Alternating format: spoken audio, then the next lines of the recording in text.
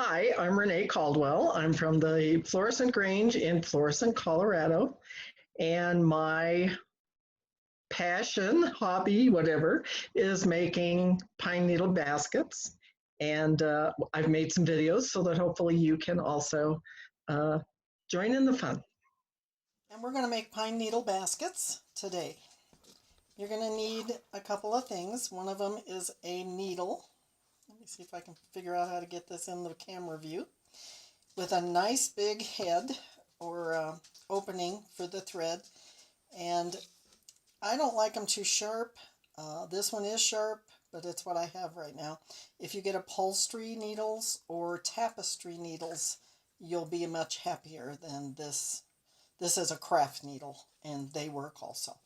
This is your artificial sinew. It comes in a big roll like this. It's 300 yards of artificial sinew, which is a waxed thread. And as you can see, it's just a thick waxed thread. And you can get this on eBay. I get it on eBay. I look for the one that is $6.95, and I buy that. Okay, you're going to want a nice long piece. I unroll this 3 or 4 times and get a nice long piece of the artificial sinew. And I cut it. Let me get this organized a little better here, I hope. And I'm going to thread my needle. And I'm going to put the needle down because I'm going to want to work with this end of my sinew. Another thing I did not mention to you, you will need pine needles. These are pine needles from the ponderosa pine tree in Colorado. If you live on the East Coast or the West Coast or some of the states nearby, like I think Oregon and even Georgia and Virginia, places like that, they have a long leaf pine tree. And the pine needles will be, this is about 6 to 8 inches. They'll be 12 feet or 12 inches, so a foot or longer. Those are great to work with too. The ponderosa pine needle is thick and heavy, and I like them a lot. The long leaf are thinner and daintier, but they make great baskets as well. So I am right-handed, and I'm holding this in my left hand. And I'm going to take the sinew and I'm going to put it on the pine needle about like that. And I'm just going to start wrapping right around the nubbins. The end of the pine needle that holds all the leaves on it, I call a nubbins. Whether or not it's a nubbins, I don't know. Probably has a technical name, but I call it a nubbins. And then you're going to wrap your artificial sinew all the way down to almost the end of this pine needle.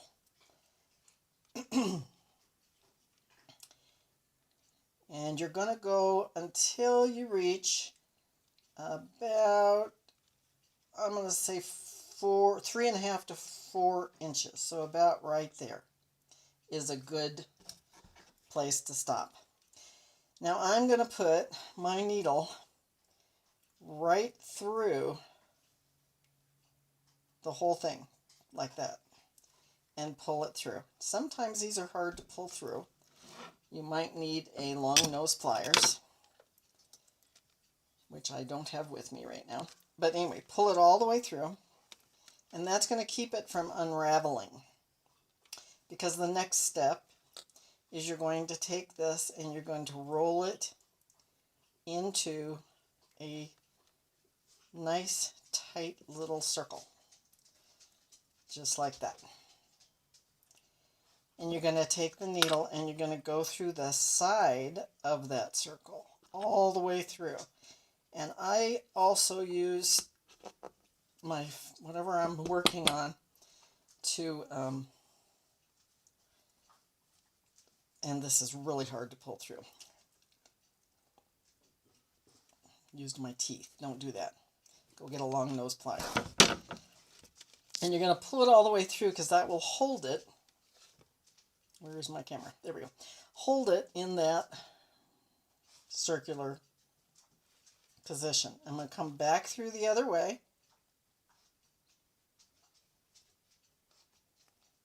Again, use your surface to poke it through, and hopefully long nose pliers to pull it through if you can't get it pulled through.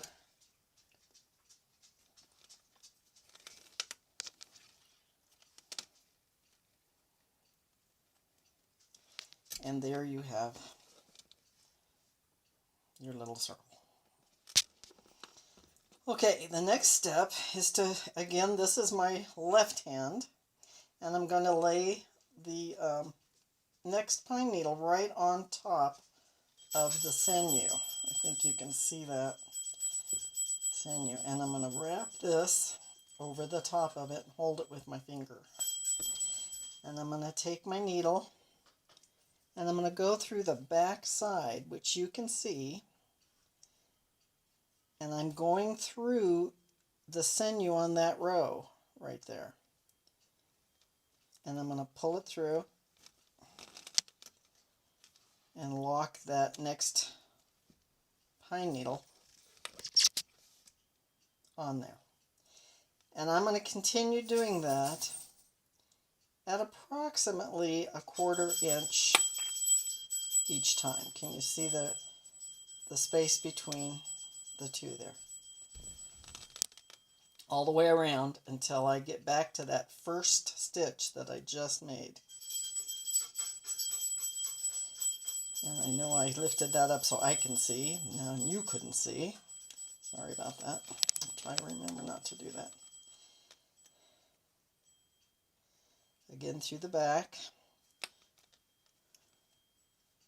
And the back is this side because it's away from me. This side is the front because it's toward me.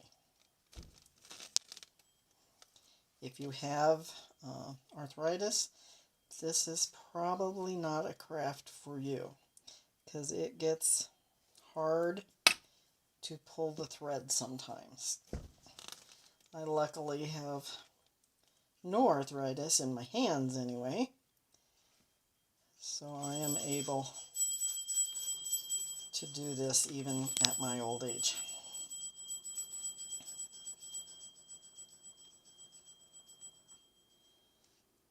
I'm hoping you can see what I'm doing, even if I can't hold still long enough for you to see what I'm doing. This is a challenge for me, believe me. Okay, so you can see where I'm going about a 1/4 inch. Each stitch is about a 1/4 inch apart. I hope you can see that. And like I said, we're just going to keep doing that until we get all the way around to that first stitch. Okay, I have come all the way around to the first stitch that I made, which is right there, if you can see that. So now I'm going to come and I'm going to go in that first stitch from behind and come out the next stitch over. So your kitty corner, your needle is kitty corner. Now this is called the straight stitch, and I know it's kitty corner, but believe me, when you're done, you will have straight stitches. I was going to show you the slant stitch. Okay, again, I'm going to come in the stitch that I just came out of, and I'm going to go into the next stitch in a kitty corner fashion. I was going to show you the slant stitch, but it's really hard to explain how to do it on a video, so I changed my mind. And I like to pull it over and hold it with my finger and then pull it through.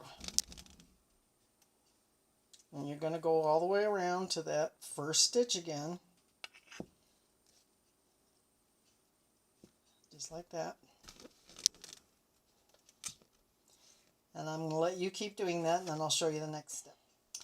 Okay, I am almost around to that first stitch again, which is where that nubbins is, right there. I want to put the pine needles behind the nubbins. See if you can see that. This is the behind and this is the in front.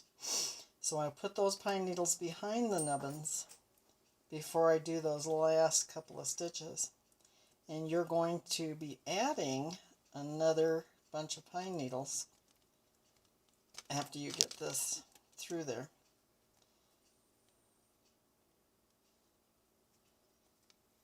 And I am going into the first stitch we made now and coming out the second one. And now I'm ready to add another pine needle. Okay, I went and got my pine needle, as you can see, and I'm going to lay it right on top and go ahead and just keep doing the same thing around and around and around until I am happy with the size of the base, because this is making a base, and that's why you go behind the nubbins, because you want the bottom to be flat and the top can have the nubbins showing, because you want it to sit flat. And I'm still doing that cross stitch where I go across. And my stitches are becoming bigger now. They're not the little tiny 1/4 inch stitches anymore. They're getting bigger and bigger as we go around, further and further apart, I guess you could say. And that's what they're supposed to do. If they get too far apart, we'll add some stitching to it. Now, I do this really fast. It's going to take you a while to do this. If you find that you come, thankfully I'm not going to on this round, if you come to a spot where your two nubbins match up, then you go ahead and go around by cutting the nubbins off and just adding those pine needles in where the nubbins would have been. Same idea, same process, but you don't want all the nubbins on top of each other, because it would make the base not round anymore. It would make it kind of oblong, actually.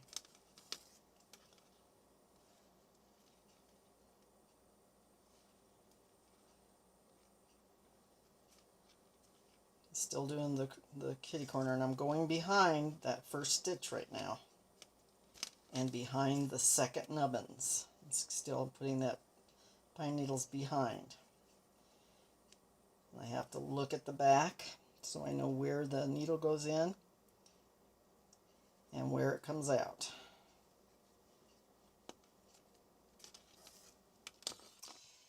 Okay, so I've been working on this and I've got it to this size, and that's the front and that's the back. And there's a few things I kind of forgot to talk about, so I want to talk about starting and stopping with new sinew.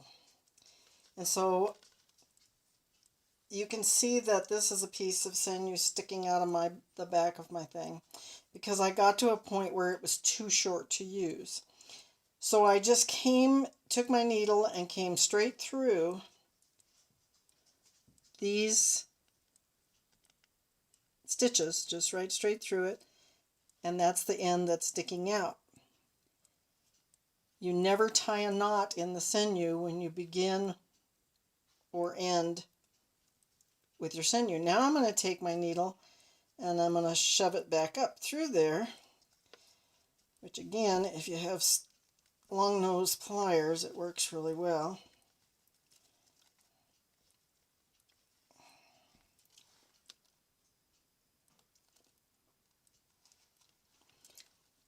Okay, and then you're going to pull it through. And this time you can pull it all the way through to there so you can't even see it. This one you can cut off. This one you can cut off, and this one you pull it all the way through till you can't see it. And then on this side, go through again so that your thread ends up on the on the inside toward you, so that now you can go around again, just like you were doing, and continue your stitching. And that will stay in there because this is wax thread and it doesn't come apart. And you can cut that off. I will do that now. I'm just going to cut it right up next to the thing. And so now there's no thread sticking out, showing, nothing at all. It's all inside of there, and you can't even see a beginning or an end. The other thing I forgot to tell you about is as you go around and around and around, your stitches get further and further apart. And sometimes they're so far apart that they don't look nice anymore. And so, whoops, I got stuck. So the best way, I'm going to add another stitch right here, because these stitches, I don't know if you can see them, let's see. This stitch to this stitch is pretty far apart. So I'm going to add another stitch, and I'm just going to put my needle right through in the middle of those two stitches. So in between those two, I'm just going to put my needle right through the pine needles. Don't worry about going through sinew, because there isn't any there yet. Then you pull it, stuck on my ring, you pull it through, you do the same thing in the middle again, and then go through the next stitch just like you would have before you made this extra stitch. And there you go, there's the extra stitch right there, right there. And now you're just going to continue on like you were doing.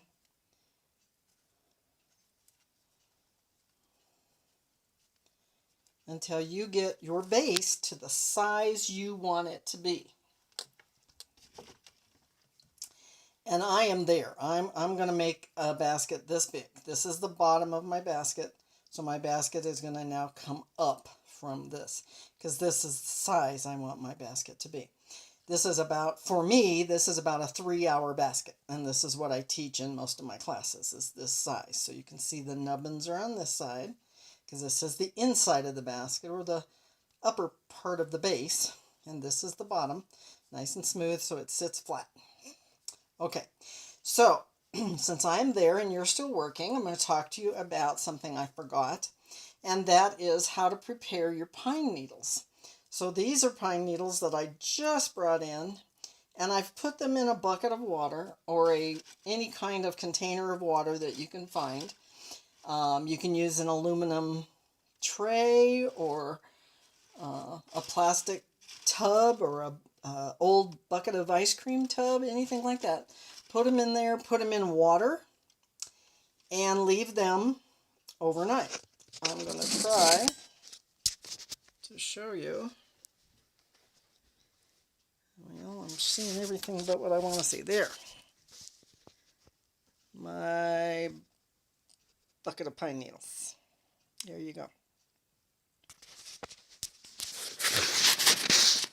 So I stopped that last recording because I think I gave you seasickness trying to show you my pine needles. And the reason for that was that I realized that they were no longer covered in water. Instead, the water was all over my counter. And so I had to get a new container, and that one had a big leak in it. So here they are, covered in water. You leave them this way overnight, so like about 12 hours. Then you take them out of the water and put them in a Ziploc bag and store them in your refrigerator. They will last about 2 weeks in your refrigerator. If you store them in just the baggie sitting around, they will get stinky and moldy very, very fast. If you put them in the refrigerator, they will last longer, so you have plenty of time to finish your basket, because most of you will not finish a basket in 3 hours like my little basket, because you're not seasoned. But once you're seasoned, you can. You'll be able to do that without a problem. So now we are ready to make a basket out of this base. And in order to do that, now I'm going to get 2 pine needles, or two nubbins, and I'm going to put them on top. So this is the inside, the one facing me, and I'm going to put them on top instead of on the side. And I lost my needle. There we go. And so I'm going to just keep making the same stitch, that kitty corner stitch, just like we were doing before, only now my stitch is going to come up on the top. And I'm going to hold those pine needles up there with my finger so that they don't slide down to the side, because I don't want them on the side anymore. I want them on the top. And the stitches are the same, just like you were doing before. Go in the back, come out the front with the kitty corner look there. But put your pine needles on the top of that base, top of the base. And that's how you start to come up. And you can come up several ways. You can come up straight and make a straight-sided basket, and you could come, with this size base, you could make a pencil holder, because if you just came straight up, about 4 inches, you'd have a pretty nice pencil holder. Or you can do, as you start going around, and you'll notice that your thumb kind of shapes things. As it holds things in place, it also shapes things. And you'll end up with maybe a rounded side instead of a straight up side. And that's something you'll have to play with to see how you like your basket. Or do many, if you do more than one basket and you like doing this, you'll do different things with each one to make them your basket. Ouch. Just poked myself. That's why I don't like sharp needles, because it does hurt. Oh, I also wanted to tell you while I'm working on this, every once in a while you hear a bell ringing in my video. That is my puppy dog. He is ringing his bell to go outside. Now, I trained him to ring the bell to go outside, so I knew when he had to go potty. But he's figured out that if he just rings the bell, that I will just take him outside and he can play with bunny rabbits and chase the squirrels and whatnot. So sometimes I ignore his bell because I kind of know his schedule. He's only a year old. He's just a little sweetheart. But he has figured out that ringing that bell means going outside, not just to go potty. And I guess I don't know how to train him not to think that way. So anyway, so I've gotten that little edge. Can you see that? Where I've come around on the top, and it's time for 2 more pine needles. I'm taking them out of my new bucket here that I just showed you.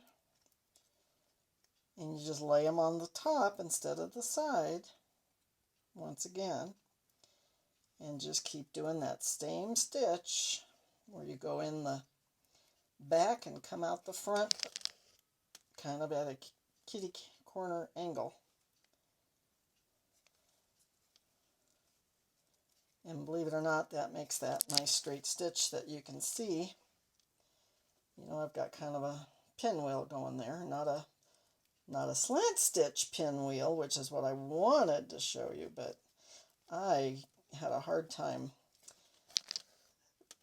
getting that to be as visual as this is. This is a little more visual for this kind of thing. So we'll do the easy stitch instead of well, they're both easy, but this one's easier to explain. Easy to explain is good at this point. Okay, so now I've come back to where I started coming up. I'm at the nubbins again. I'm going to show you that. Can you see the nubbins right there? And I'm going to go on top of that. You just keep going on top. Even though I haven't started a new you know, it's not adding new nubbins or anything. You still go on top, and I hope you can see that. I don't know how to hold this to make it any better, but you can see that we are coming up now. There's the middle, that's the inside, and that's the rim of the ones that I'm putting on top. And now we're actually on a second row of the ones on the top. And you just keep doing that, and I've showed you how to change your sinew, and I've showed you how to add new stitches. Now do watch. Did you see how that got stuck on that nubbins? It got stuck like that. If I hadn't noticed it, we'd have a stitch that's wrong as you go around. Don't panic if that happens. You can't undo the whole thing, but you can undo that piece that's stuck and just sew it right in to the whole basket. Nobody will ever know that it was stuck or that you goofed. These things are the most amazing things, and they're very forgiving. Even if you don't get your stitches right, as long as you stitch it together, you will make a basket, and it will look good. I promise you that.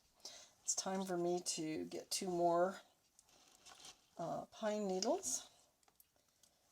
And so I'm hunting here to get some good ones. These are almost 10 inches long, the ones I just got out of there. Woohoo! I love those.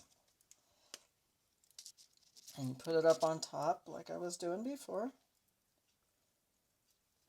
which is making the basket come up. It's making the body of the basket. Oh, that is so tight. And you want to pull your stitches pretty tight, because you want to keep your nubbins and your stitches and everything. You want to keep it coming up, and sometimes they want to go on the outside, which, like that, it just wants to go on the outside, so I keep pushing it in a little bit. If you have little pieces that stick out, you can just break them off. I don't like those little pieces because they stick out. Here's an opportunity. I have a place for a new stitch. So again, I'm going to go in just like I would have, but I'm going to come out in the middle between the 2 stitches. And then I'm going to go in the middle again and out the next stitch. And I'm going to actually go right over that nubbins, and I'm going to kind of tie it down because it was sticking out too far. I didn't like that. And like I say, you'll learn all those little things as you go. These things are so forgiving. Honestly, you can do just about anything you want, and it'll still look good. I'm going to finish going around with this row, because now, once I'm done around this row, you will be able to see that it is starting to look like a basket because it's coming up. And I'm going to do another extra stitch here because I don't like how far apart they are. So I went in the middle. I'm going to go in the middle again and I actually have some pieces sticking up there. And I'm going to go right over the top of them so you can see that, I hope. There's the original stitch and there's the new stitch. Here's the next stitch, needs to go in there and out there. Same as you've been doing. There's a piece that could be broken off. Any little pieces that the ends kind of work their way out and stick out, just break them off. Now I need to make my thread a little longer, but here we are now. Yep, this is going to be, not yet. I thought we were on the third, going around the third row, but we're almost there. So let me finish this, and you will start to see that it's looking like a basket because it's coming up. I like these little 3-hour baskets. I use them a lot in kind of a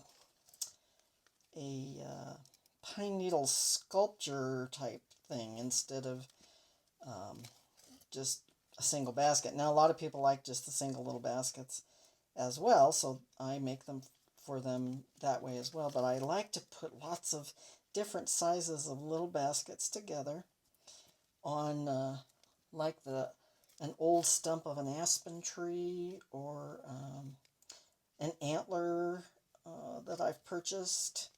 You can't pick up antlers anymore, so I have to buy them, which I think really sucks. But okay, now you can see that it's starting to come up and look like a basket. There you go. Pretty cool. I'm going to let you keep working until, and I'm going to finish this, and I'll come back and show you what it looks like when I'm done and show you some ideas on how to finish your basket. Well, as you can see, it's a new day. I have something different on. I finished this basket that we've been working on last night, and have tried all day to come in and finish this video so you could see the basket and how it's finished. And my husband has been home all day, and every time I try to do this, he laughs hysterically. So I have to delete it and wait for him to leave. So he's on an errand now, and so I could show you the basket as a finished basket. And I didn't do anything special to finish this one. I decided to leave it very plain because of the way I'm going to use it. And you can hear my puppy ringing the bell like crazy. He thinks he wants to go out. I also made this little guy last night. I haven't quite finished it yet, but it is the slant stitch, and I don't know if you can see that or not, but the stitches go sideways, and on the bottom they go in a pinwheel, but it's hard to see because the stitching is so close to the same color as the basket. But he kind of comes in. This is what I was talking about with shaping it with your finger. I made it come in so that the opening is small, and the basket is kind of it's not straight up and down, it's more curved in. And these little guys I am going to use on a sculpture, and I call them a sculpture, I don't know what else to call them, that is, let's see, how do I do that? Let me, okay, I'll figure it out. There we go. This is on an antler. And I put the little baskets on the antler. I'm going to back up a little so you can see the whole thing. It's about 12 inches long antler, and so the baskets are all on the attached to the antler. And I have some feathers on it. I don't know if you can see that or not. And this would probably be on somebody's coffee table or something like that. This is another one that I really had fun doing. This is just a really cool old piece of wood I found out in the yard, and I attached the baskets. I have 3 baskets on there, and I attached them on there, and that's an artificial leaf that I found and put it on. And then these are, if you cut the pine needles off of a tree and then you rip the branch of all the leaves from that, this is the very last thing that will be on that branch. And it's really kind of cool. So I used it. I got 2 of them on here. There's one there. I used it on this just to help decorate it. But I really love this piece of wood because it curves up and has the hole in it, and it just looks so cool because it's really an old piece of wood. And I'm gonna guess it's probably from a pine tree and not an aspen tree, just because of the way the wood is curving and coming apart as it gets older and older. And anyway, that is what I do with those little pine needles. And I have nothing else to show you, so I hope that this has been informative and you can actually make a pine needle, and I'd sure like to know if you do. So have fun. Hope you enjoyed it.